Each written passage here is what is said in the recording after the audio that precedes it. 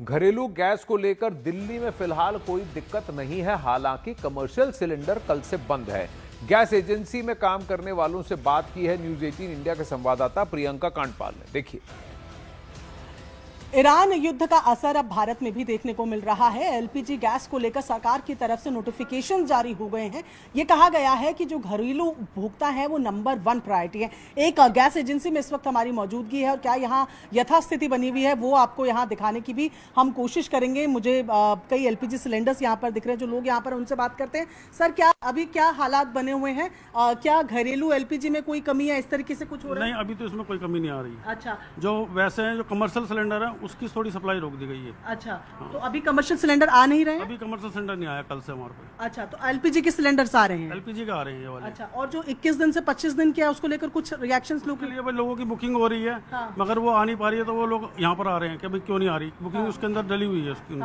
25 दिन के बाद ही फिर बुकिंग हो रही है। 25 दिन के बाद ही बुकिंग? हाँ, पहले 21 दिन में हो जाती थी, 15 दिन में भी हो जाती थी पहले। अब 25 दिन के अंदर हो रही है। तो कमर्शियल सिलेंडर्स जो है वो बिल्कुल नहीं आ रहे हैं? कमर्शियल सिलेंडर कल नहीं आया, बिल्कुल कल नहीं आया। और अभी जैसी जानकारी मिल रही है तो लग भी नहीं रहा फिलहाल। देखो आगे आता है नहीं आता। आज भी नहीं आया कमर्शियल। आज भी नहीं आया है।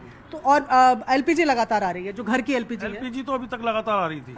एलपीजी सिलेंडर्स आ रहे हैं अभी। तो यहाँ पर ये जो एजेंसी के यहाँ पर लोग देख रहे हैं आप, ये इनका ऑफिस बना हुआ है। जो तमाम लोग हैं वो यहाँ पर आकर अपनी क्वेरीज को भी रेज कर रहे हैं। और साफ तौर पर एजेंसी का कहना है कि जो घरेलू उपभोक्ता हैं उनकी एलपीजी पर कोई असर देखता हुआ नहीं बन रहा है। लेकिन अब वहीं देश के कई हिस्सों से एलपीजी को लेकर खबरें सामने आ रही हैं, तो दूसरी ओर सरकार हालात को नियंत्रण में बता रही है।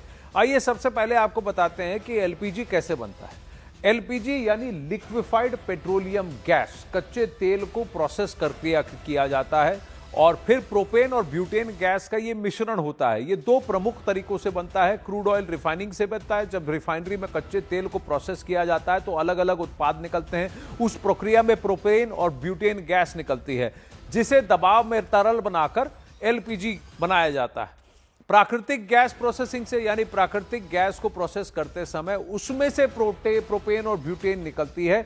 उसको ठंडा और दबाव में रखकर एलपीजी में बदल दिया जाता है और फिर इस तरह से एलपीजी गैस बनती है। और इसीलिए जैसे ही कतर, जो कि लिक्विफाइड नेचुरल गैस और एलपीजी का बड़ा उत्पादक है, जैसे ही उसने प्रोडक्शन बंद किया, दुनिया में तेल की या एलपीजी की दिक्कत सामने दिखने लगी सबको। अब आपको बताते हैं कि देश में एलपीजी की लॉजिस्टिक्स यानी सप्लाई चेन किस तरह से काम करता है।